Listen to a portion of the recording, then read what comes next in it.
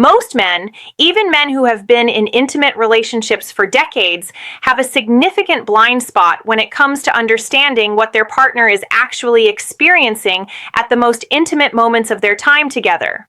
Not because they do not care. Most men care enormously about their partner's experience, but because nobody has ever sat them down and explained clearly and clinically what is actually happening in a woman's body and mind during intimacy, and specifically during the moment of penetration and what follows it. That blind spot has consequences, not dramatic ones usually, but quiet, cumulative ones. A gap that develops over time between what a man thinks is happening for his partner and what is actually happening. A series of small misalignments in pace, attention, and presence that reduce the quality of an intimate experience that could have been genuinely profound for both people. Today, I am closing that gap. I am going to walk you through what is actually happening in your partner's body and mind during the moments of intimate connection. The physiological changes, the neurochemical shifts, the psychological dimensions of vulnerability and trust, and what she is genuinely experiencing in those moments that she may never have found quite the right language to describe. And I am going to tell you clearly and practically what understanding all of this means for how you show up in your intimate relationship. I am Dr. Julia Rhodes, a men's sex therapist with over a decade of experience working with different couples and helping men regain their sexual health and strength back. Before we get into the content, please subscribe to this channel and turn on your notifications if you have not already. Every week, I publish clinically grounded, genuinely useful content on men's sexual and relational health. Share this video with a man who deserves to have this understanding, and now let us begin. What is happening in her body before penetration and why this determines everything? To understand what a woman experiences during penetration, you first need to understand the physiological state her body needs to be in for that experience to be what it is capable of being.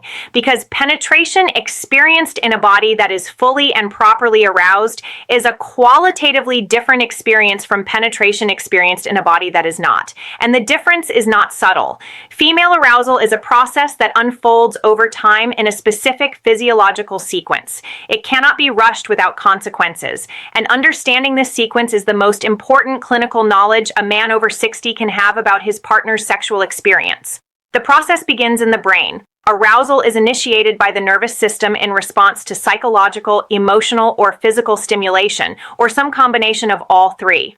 When arousal begins, the parasympathetic branch of the autonomic nervous system activates and drives increased blood flow to the pelvic region. This vascular response is the engine of everything that follows.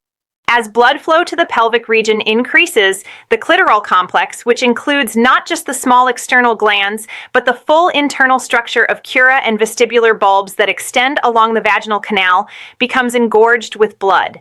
This engorgement increases the sensitivity of every nerve ending in the region dramatically.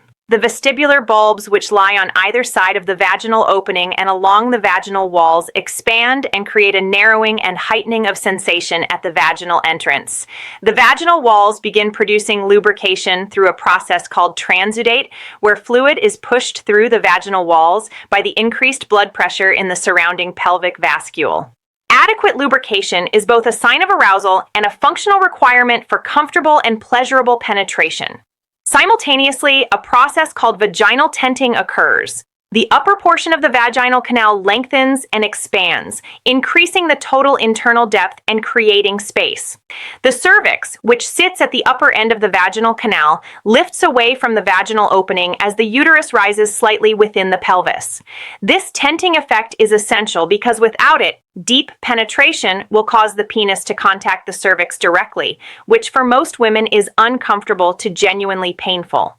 The pelvic floor muscles, which in their resting state maintain a degree of tonic contraction, progressively relax as arousal deepens. This relaxation is what allows the vaginal opening to soften and widen, making penetration not just possible, but welcoming and pleasurable rather than resistant.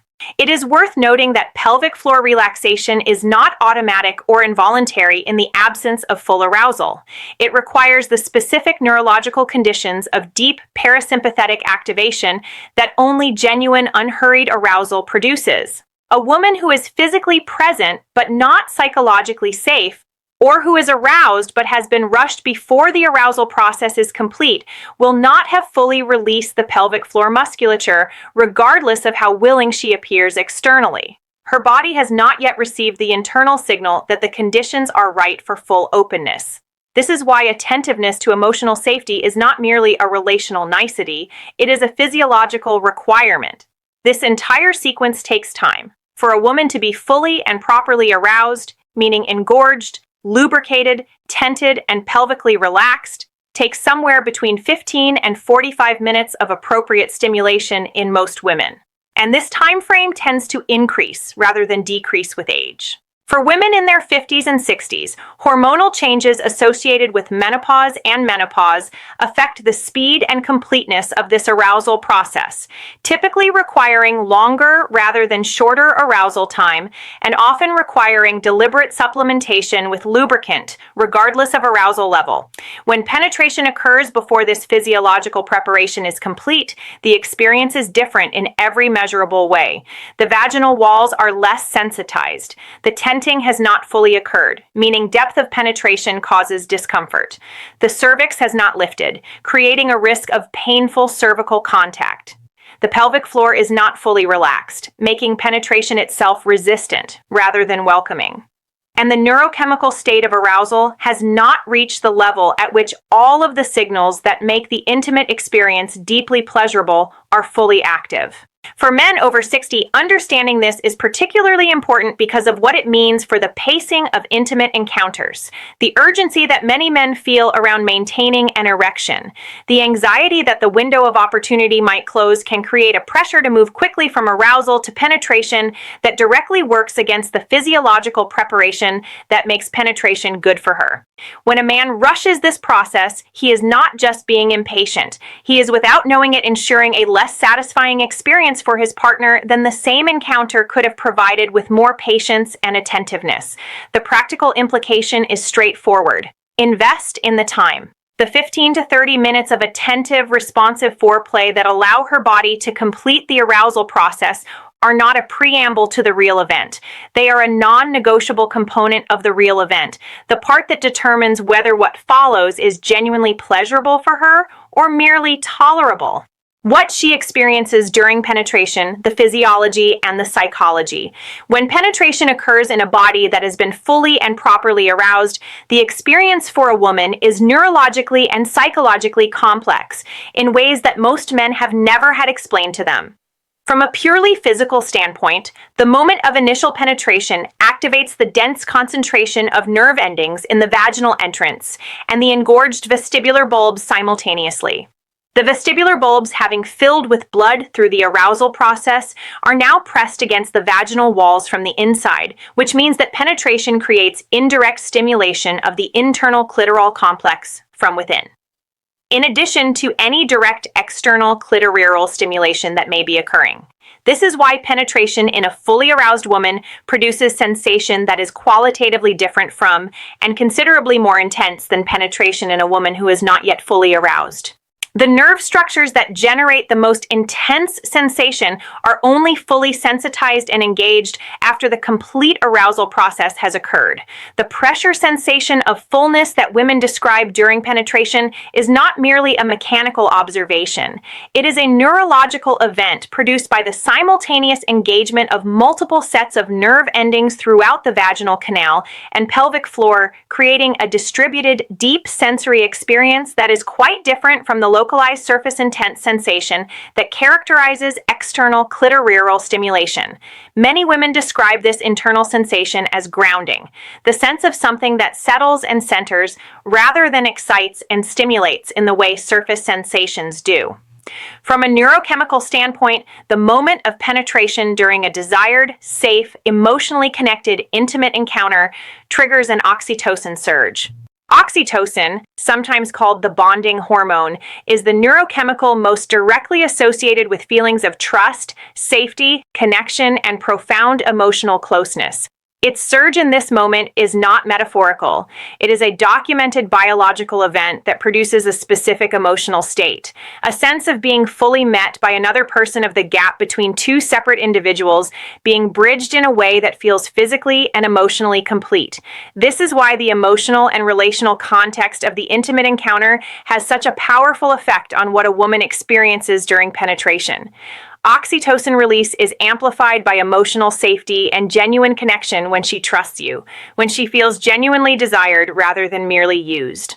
When the relational environment between you is characterized by care and attunement, the neurochemical experience of penetration in that context is substantially richer than the same physical act in an emotionally cold or disconnected context. The practical implication is that the quality of your emotional presence in the time leading up to and during intimacy is not separate from her physical experience of it. It directly shapes her neurochemical experience. The man who is genuinely present, genuinely attentive, and genuinely invested in her experience is creating physiological conditions in her body through the amplification of oxytocin and the activation of her parasympathetic nervous system that produce considerably more pleasurable sensation than the same physical acts performed by a man who is distracted, hurried, or focused primarily on his own experience. The trust dimension, what she is giving you in that moment. There is something about the moment of penetration that most men have never been invited to think about from her perspective. And I want to address it directly because understanding it changes how a man shows up in intimate moments in a way that nothing else quite does. The physical vulnerability of penetration being entered by another person requires a degree of physical and psychological openness that has no male equivalent. To allow another person to enter your body requires trust. Not just the general trust of a relationship, but the specific trust of being in a state of complete physical openness with another person who is larger and physically stronger than you. The body has to actively choose to be permeable rather than defended. The muscles of the pelvic floor, which in their natural resting state are protective and contained, have to fully release and open. This does not happen involuntarily when trust is absent. The body knows the difference. For women over 50 who often carry the additional layer of body image anxiety that accompanies the physical changes of aging, this vulnerability is more consciously present than it may have been in younger decades. She is more aware of her own body. She is more aware of how she is being seen, and the degree to which she feels genuinely and specifically desired by you in this body at this age is directly relevant to how safe it is for her nervous system to be fully open. I want to say something here that I consider one of the most important things I share with the couples I work with. The physical changes of aging in women are real, and many women in their 50s and 60s have absorbed cultural messages suggesting that those changes make them less desirable, less worthy of intimate attention, less worth seeing. When a man of this age approaches his partner with genuine, specific, expressed desire for her as she actually is, the effect on her nervous system is profound. It tells her body that it is safe to be open, that the vulnerability is not a risk but an invitation, and a body told that it is safe to be open is a body capable of experiencing pleasure that a defended self-conscious body cannot access. When you approach this moment with genuine presence and genuine desire for her specifically, you are not just making her feel good emotionally. You are creating the neurological conditions under which her body can be fully open, fully responsive, and fully capable of experiencing the depth of pleasure that the encounter could offer. Emotional presence is not a courtesy. It is a physiological prerequisite. What she needs from you during penetration, pace, attention, and presence. Now that you understand what is happening in her body and her mind, let me translate this into practical guidance for how to be present in these moments in ways that honor and amplify her experience. The first and most important thing she needs from you is pace. Specifically, she needs initial penetration to be slow. This is not about timidity or passivity. It is about anatomy. The vestibular bulbs and the pelvic floor musculature, even when fully aroused, need the gradual progression of penetration to communicate welcome and accommodation rather than surprise and resistance. Beginning slowly with the first entry being gentle and shallow and deepening gradually over the course of 1 to 3 minutes gives her body the time to respond to each new increment of depth with appropriate neuromuscular relaxation and expanded arousal. Beginning too fast, regardless of how aroused she appears, compresses a process that is designed to unfold incrementally. It bypasses the gradient of sensation that makes the transition from outside to fully inside a continuous and layered experience, reducing it to a single binary event. That reduction costs both of you something. The second thing she needs is your attention to her responses. Her breath is your most reliable real-time guide. Deepening, slowing, and rhythmic breathing indicates that her arousal is building and her body is responding positively. Held breath or shallow, tense breathing indicates that something needs to slow down or adjust. Her muscle responses, the relaxation or engagement of her pelvic floor, thighs, and abdomen communicate the same information in somatic terms. The woman who reaches for you, draws you closer, and moves to meet your movements is communicating clearly that she is receiving what she needs. The woman who becomes still, holds her breath, or creates subtle distance is communicating equally clearly that she needs a different pace, a different angle, or more time. This is not a complicated system to read. It requires only one thing: that you are actually paying attention. Not to your own sensations, not to your own performance, not to the internal monologue about whether you are doing well enough. To her breath, her movement, the quality of her relaxation or tension. When a man's attention is genuinely directed outward rather than inward during intimacy, he receives continuous, rich, accurate information about his partner's experience. When it is directed inward toward performance monitoring and self-evaluation, he loses access to all of that information and is essentially operating blind. Most men, particularly in the heat of the moment, are attending primarily to their own sensations. The shift toward attending primarily to her sensations and her responses is the single most impactful change most men can make in their intimate lives, and it becomes more rather than less available with age. The urgency and performance anxiety of younger sexuality tends to narrow attention inward. The greater experience and reduced performance pressure of sexuality in the 60s and beyond opens the possibility of genuine outward attentiveness that younger men rarely access. The third thing she needs is your consistency once she is building toward orgasm. Female orgasm depends on the maintenance of a consistent stimulus pattern in the period approaching climax. The nerve endings and arousal pathways that are producing the building response lock into the specific stimulation pattern they are receiving, and any significant change in pace, depth, angle, or pressure in the final stages of arousal disrupts that pattern and can reduce or eliminate the orgasm that was building. When she communicates verbally or non-verbally that she is close, the most important thing you can do is maintain exactly what you are doing without variation. Do not speed up. Do not change angle. Do not introduce novelty. Simply maintain the consistent, attentive presence of exactly what has been working. This is one of the most common and most consequential mistakes men make, changing technique at precisely the moment when consistency is the only thing required. The emotional aftermath. Why presence after matters as much as presence during.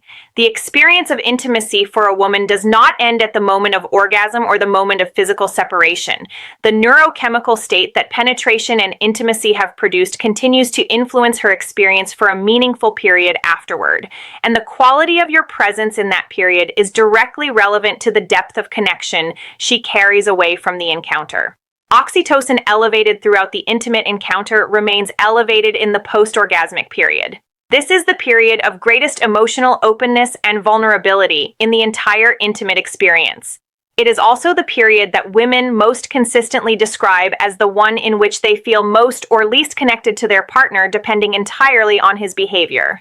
A man who remains present after intimacy, who does not immediately disengage, reach for his phone, or shift into practical logistics, who allows the warmth and closeness to continue for even a few unhurried minutes, is giving his partner something neurochemically meaningful. He is telling her nervous system in the language that the nervous system most clearly understands: you are safe here. This connection is real, and you were not just used for a physical purpose. That message delivered consistently over the course of a relationship shapes the depth of her trust and openness in every subsequent intimate encounter. The inverse is also true. The man who disengages immediately, who physically or emotionally withdraws in the post-intimacy period when she is most neurochemically primed for connection, is sending a message that her nervous system registers as clearly as any verbal communication. That message, also delivered consistently over time, teaches her nervous system to protect itself from the vulnerability of intimate openness. It creates a gradual closing that both partners feel and that progressively reduces the quality of the intimate connection between them. For men over 60, this understanding is particularly valuable because the post-intimacy presence is one of the areas where the experience and emotional maturity of this stage of life provides a genuine and significant advantage over younger sexuality. The ability to remain still, present, and warmly connected after intimacy without urgency or distraction is an expression of exactly the kind of emotional intelligence and relational presence that women in this age group consistently identify as the most important quality in an intimate partner. Let me bring everything I have shared today into a single integrated understanding that you can carry into your intimate relationships immediately. Your partner's experience of intimacy is physiologically, neurochemically, and psychologically complex. Her body requires a specific sequence of arousal preparation before penetration can be fully pleasurable. The experience of penetration itself engages the full internal clitoral complex and activates an oxytocin surge that is amplified by emotional safety and genuine connection. Her vulnerability in that moment is real and conscious, and your emotional presence is not a courtesy, but a physiological prerequisite for her full experience. She needs pace, attention, and ultimately consistency at the right moment. And she needs your presence to continue into the aftermath of the encounter in ways that honor the neurochemical state that intimacy has created. The man who understands all of this is not performing a series of techniques. He is genuinely present with another human being in one of the most intimate and neurologically rich experiences available to two people. He is attending to her actual experience rather than to a projected idea of it. He is offering the kind of attentiveness and care that produces the deep, cumulative intimacy that both partners in a long-term relationship are capable of, but that most couples never fully access. The integrated picture I have described today represents what genuinely skilled, genuinely present, intimate partnership looks like after 60. Not impressive athleticism or elaborate technique. Genuine physiological understanding, emotional presence, and the specific attentiveness that allows a woman to be fully herself, fully open, and fully met in the moments that matter most to both of you.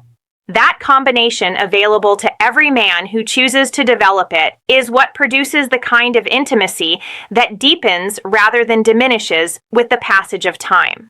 I am Dr. Julia Rhodes, a men's sex therapist with over a decade of experience working with different couples and helping men regain their sexual health and strength back. If today's video gave you something genuinely new and valuable, something that shifts how you show up for your partner in your most intimate moments, please do 3 things right now. Hit the like button because it helps more men find this content when they most need it.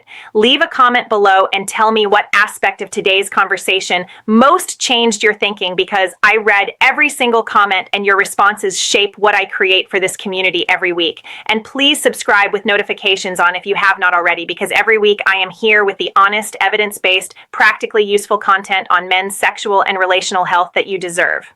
I will see you in the next